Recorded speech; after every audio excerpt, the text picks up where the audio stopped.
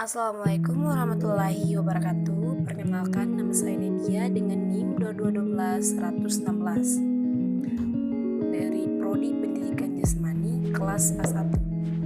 Oke, baik. Di sini saya akan menjelaskan tentang dasar-dasar penjas. Pada pertemuan pertama atau perkenalan materi, adapun pengertian penjas yaitu pendidikan jasmani adalah proses pendidikan tentang dan melalui aktivitas jasmani, permainan, dan olahraga yang terpilih untuk mencapai tujuan pendidikan. Dan juga adapun pengertian penjaskes, yaitu pendidikan jasmani dan kesehatan adalah suatu bagian dari pendidikan keseluruhan yang mengutamakan aktivitas jasmani dan pembinaan pola hidup sehat dalam rangka perkembangan, pertumbuhan, dan pengembangan jasmani. Adapun makna penjas yaitu pertama, merupakan pendidikan secara menyeluruh. Kedua, menjadikan tujuan perantara untuk mencapai tujuan pendidikan nasional. Ketiga, pendidikan jasmani ingin mewujudkan sumbangannya terhadap perkembangan anak atau jasmani dan rohani. Dan adapun pentingnya penjas yaitu pertama, memenuhi kebutuhan anak akan gerak. Kedua, mengenalkan anak pada potensi dirinya dan lingkungan. Ketiga, menanamkan dasar-dasar keterampilan yang berguna. Keempat, menyalurkan energi yang berlebihan. Kelima, merupakan proses pendidikan secara serentak baik fisik, mental maupun emosional. Dan adapun ruang lingkup penjas yaitu permainan dan olahraga meliputi olahraga tradisional, eksplorasi gerak, keterampilan lokomotor, non-lokomotor, dan manipulatif, atletik, permainan kecil atau kasti, rollers, keepers, permainan bola besar yaitu sepak bola, bola voli, dan bola basket, permainan bola kecil, tenis meja, bulu tangkis, dan tenis lapangan, renang, dan berlari. Dan adapun fungsi penjas yaitu pertama, menjadikan fungsi sistem tubuh menjadi lebih baik. Dua, meningkatkan kekuatan sejumlah otot. Ketiga, meningkatkan daya tahan otot atau kelompok otot. Empat, meningkatkan daya tahan kardiovaskular. Kelima, meningkatkan fleksibilitas yaitu kemampuan dalam rentang gerak atau peluasan persendian.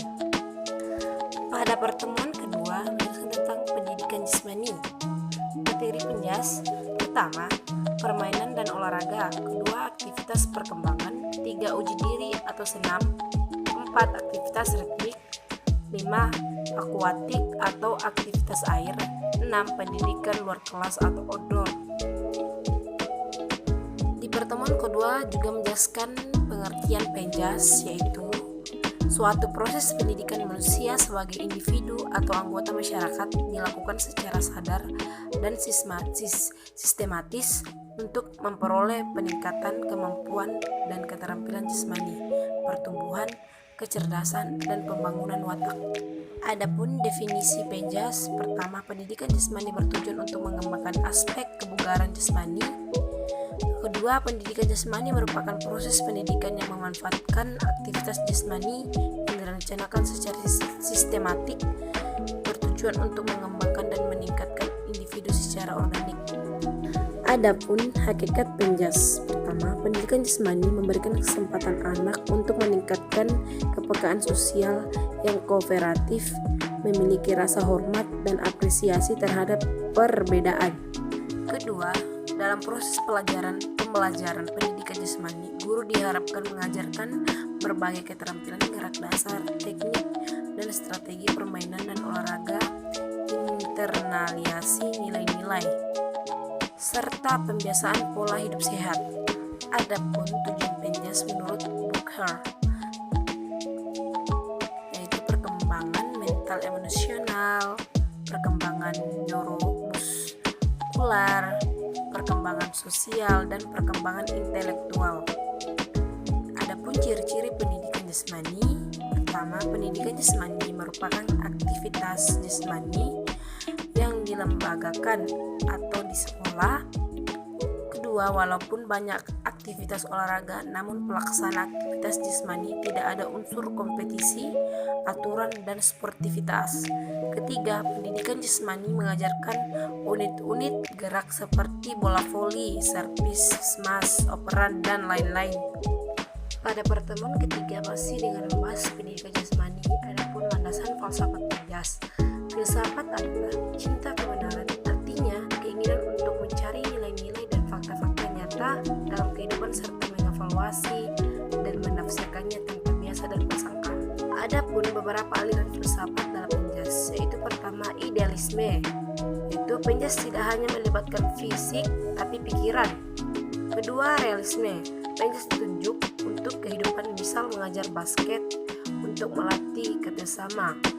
Dalam pertemuan ketiga ini saya merangkum materi, yaitu pertama, penjas dipengaruhi oleh beberapa aliran filsafat pendidikan seperti filsafat idealisme, realisme, pragmatisme, naturalisme, dan eksistensialisme. Kedua, aliran filsafat dapat diklasifikasikan dalam filsafat tradisional dan modern. Ketiga, pelaksana penjas pada filsafat tradisional cenderung bersifat theater dan centered. Keempat, pelaksanaan penjas pada filsafat modern cenderung bersifat student dan centered. Pada pertemuan keempat membahas tentang dasar psikologi penjas.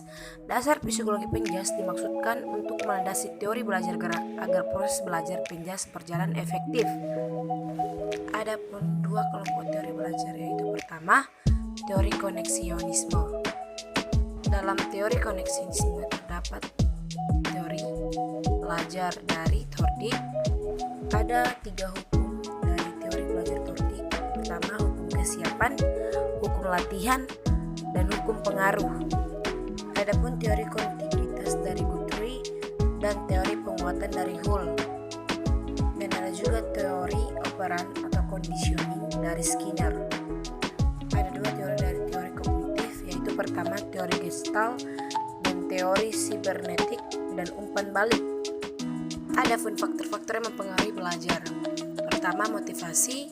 Kedua, kedewasaan. Ketiga, perbedaan individu atau talent. Keempat, penguat. Kelima, inteligensi. Sekian dari materi saya, mungkin itu saja yang saya jelaskan tentang dasar-dasar penjas. Mohon maaf bila ada kekurangan. Wabillahi taufiq wal hidayah. Wassalamualaikum warahmatullahi wabarakatuh.